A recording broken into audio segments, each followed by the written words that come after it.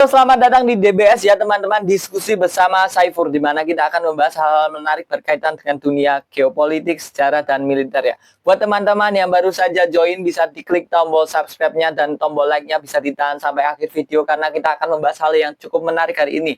Kita akan membahas masih berkaitan dengan sejarah Perang Dunia Kedua terkhususnya di Asia Tenggara ya.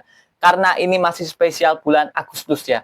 Oke ya, kita akan membedah bagaimana Jepang bisa menguasai Asia Tenggara pada masa Perang Dunia Kedua. Kita akan melihat bagaimana ambisi besar Jepang untuk bisa menguasai Asia, strategi serangan kilat Jepang, dan kekuatan sekutu yang tidak stabil pada waktu itu di Asia Tenggara yang menjadi momentum juga untuk Jepang agar bisa langsung menginvasi Asia ya. Kita akan masuk ke judul video hari ini adalah Rahasia 6 Bulan Kilat Jepang kuasai Asia Tenggara. Kita langsung saja masuk ke pembahasannya. Kita mulai dari part pertama ya. Ambisi besar Jepang menguasai Asia.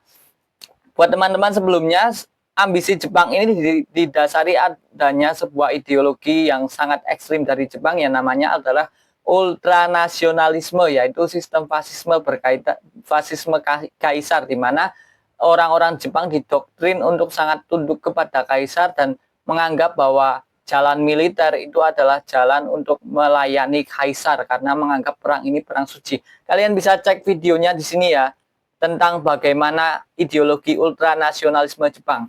Oke, kita langsung masuk ke judul video hari ini ya. Kita langsung masuk saja. Sebenarnya Perang Dunia Kedua di Asia itu dimulai pada 1937 seusai insiden di sebuah jembatan Marco Polo di Shanghai atau Cina ya pada waktu itu ya.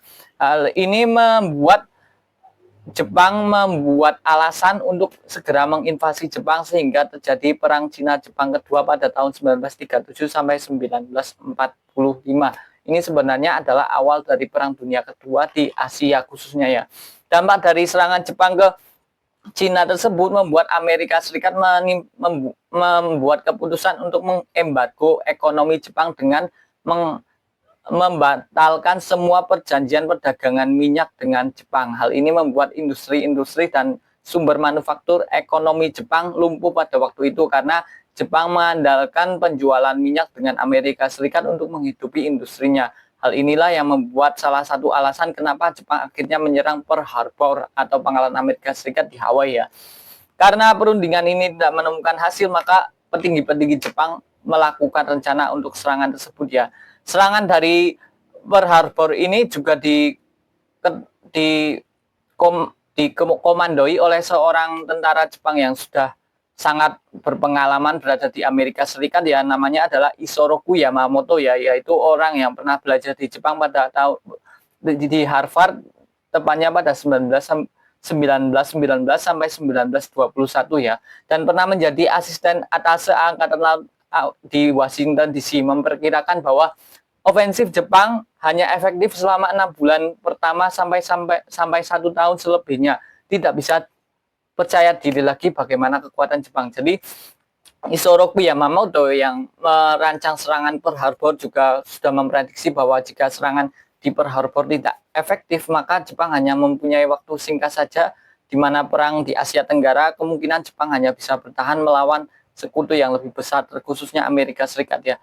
Serangan Amerika Serikat Amerika Serikat dan Asia Tenggara termasuk ke Inggris dan Belanda juga didasari oleh motif ekonomi juga ya, di mana salah satu motif ekonomi terbesar Jepang pada waktu itu menyerang dan menguasai Asia Tenggara adalah untuk merebut sumber daya minyak terkhususnya di Hindia Belanda pada waktu itu yang masih dikuasai Belanda ya. Hal ini sangat penting untuk mendukung industri Jepang ya, apalagi Jepang sudah terjebak di perang Cina-Jepang sejak tahun 1937 sehingga butuh sumber daya minyak untuk menghidupi industrinya dan membiayai perang Jepang di Asia Tenggara termasuk di Asia Pasifik ya.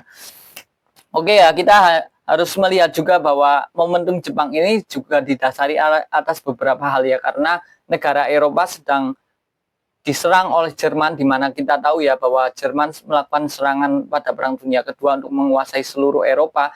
Belanda sendiri bisa ditaklukkan oleh Jerman pada 17 Mei hanya dalam waktu seminggu saja ya, tepatnya Belanda jatuh ke tangan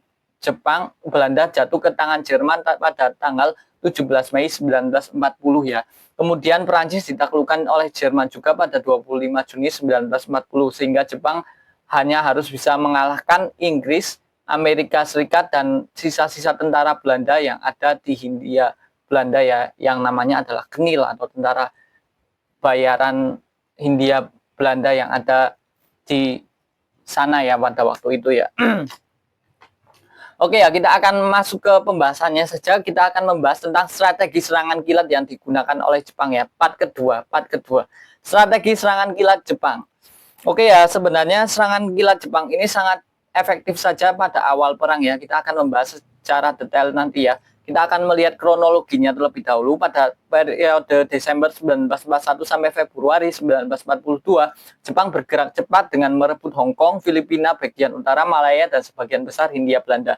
Kemudian pada bulan Maret 1942, Singapura, seluruh Malaya, dan Hindia Belanda termasuk Jawa secara resmi jatuh ke tangan Jepang. Kemudian pada April 1942, Filipina sepenuhnya dikuasai oleh Jepang ya lewat setelah berakhirnya pertempuran di Bataan dan Koridor atau pertempuran terakhir tentara Amerika Serikat di Filipina pada waktu itu ya. Kemudian pada Mei 1942 Burma atau Myanmar jatuh. Kemudian pada bulan Juni 1942 praktis hampir seluruh Asia Tenggara kecuali sebagian Burma Barat dikuasai oleh sekutu ada di bawah kendali Jepang. Jadi memang pada waktu itu Jepang melakukan ofensif yang sangat cepat dan banyak menguasai wilayah di Asia Tenggara ya. Jadi kalau dihitung sejak dari serangan Pearl Harbor pada 7 Desember 1941 sampai sekitar Juni 1942, sekitar kurang lebih 6 bulan Jepang berhasil menguasai seluruh Asia Tenggara. Oke ya, kita akan membahasnya juga lebih detail ya tentang serangan Jepang ke Asia Tenggara. Kita akan membahasnya secara sedikit lebih detail ya. Sebelumnya kita harus tahu dulu ya, pada waktu itu Indochina yang menjadi negara gabungan antara Laos, Kamboja, dan Vietnam itu di bawah kekuasaan Vichy Prancis atau Prancis yang menjadi negara boneka Jerman ya, namanya Vichy Prancis ya.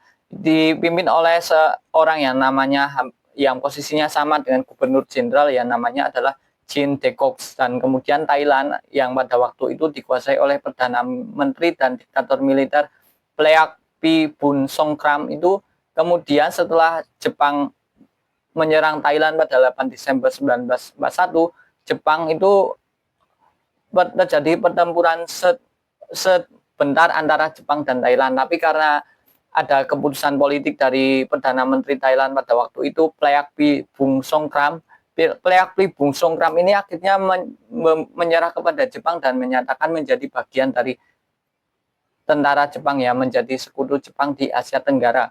Itulah yang membuat Thailand dan Indochina itu pada waktu invasi Jepang ke Asia Tenggara itu sangat minim perlawanannya ya.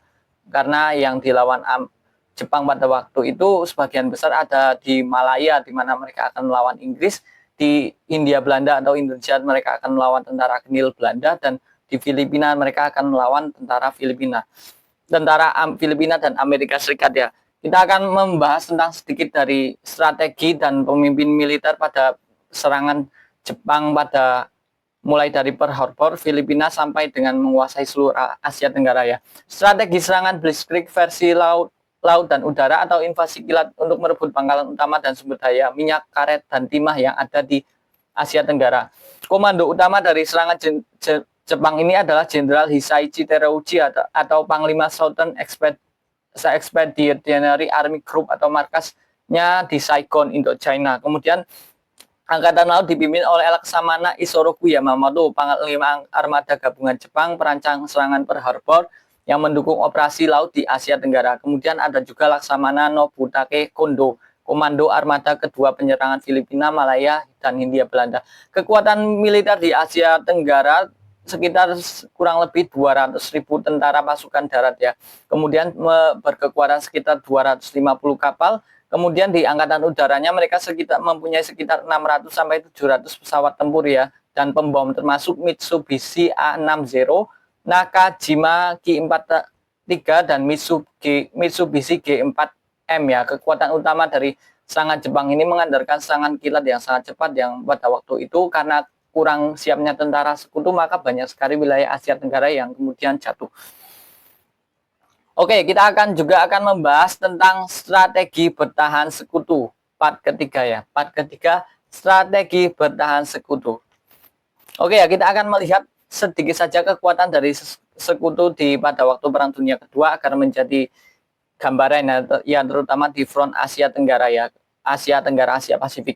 Kita akan melihat dari kekuatan Inggris pada waktu itu. Inggris di bawah komando Legend Arthur Percival yang menjadi komando di wilayah Malaya dan Singapura. Kemudian di wilayah Burma dipimpin oleh Legend Thomas Hutton yang mereka mempunyai sekitar 88.600 pasukannya.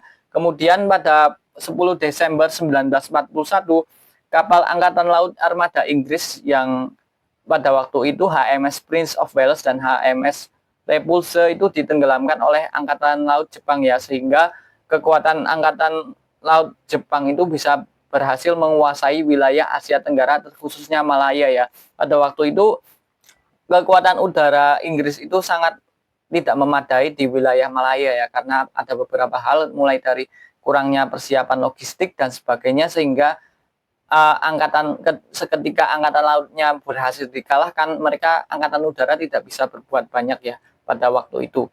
Kemudian pada tanggal 15 Februari 1942, Singapura karena keunggulan luar biasa pasukan Jepang dan taktik pengepungannya yang cukup efektif, jatuh ke tangan Jepang, menyebabkan penyerahan diri terbesar personel militer pimpinan Inggris dalam sejarah.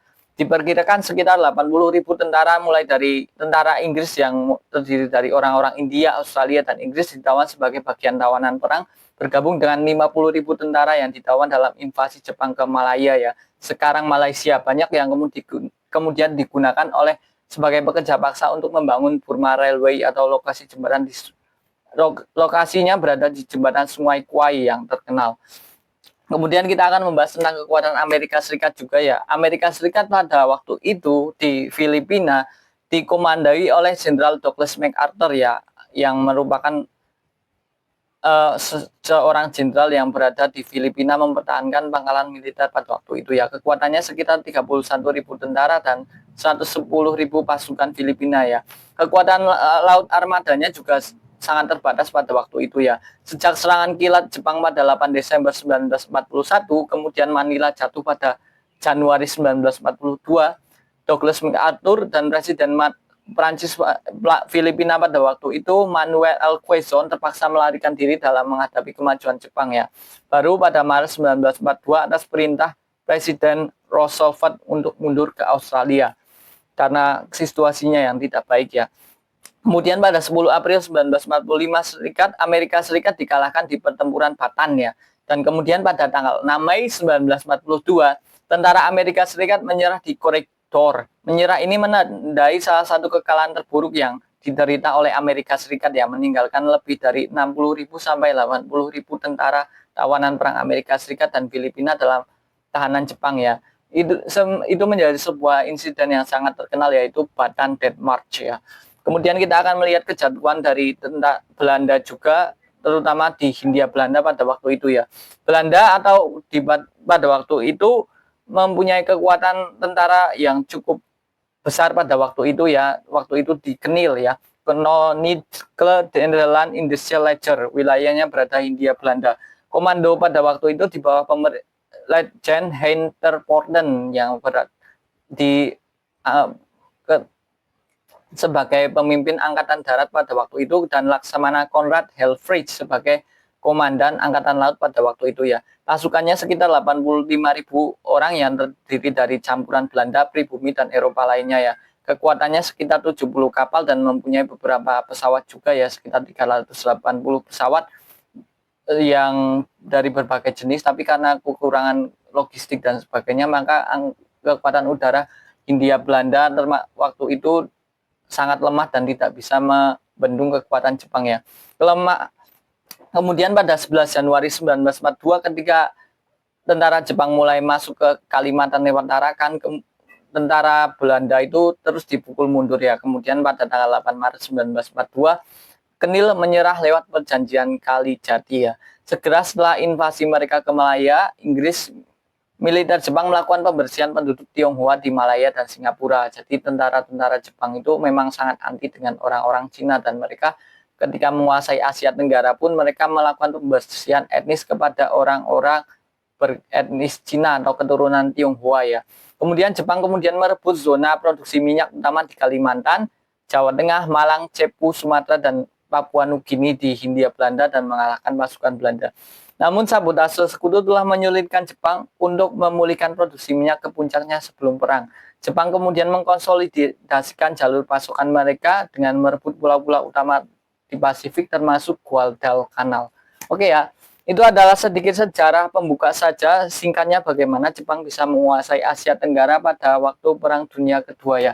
Kita akan mulai video lanjutannya di video berikutnya. Jadi buat teman-teman yang sudah sampai akhir jangan lupa tinggalkan tombol like dan subscribe-nya jangan lupa ditekan juga. Kita akan bertemu di video berikutnya. Saya Saiful dari TBS. Terima kasih dan pamit undur diri.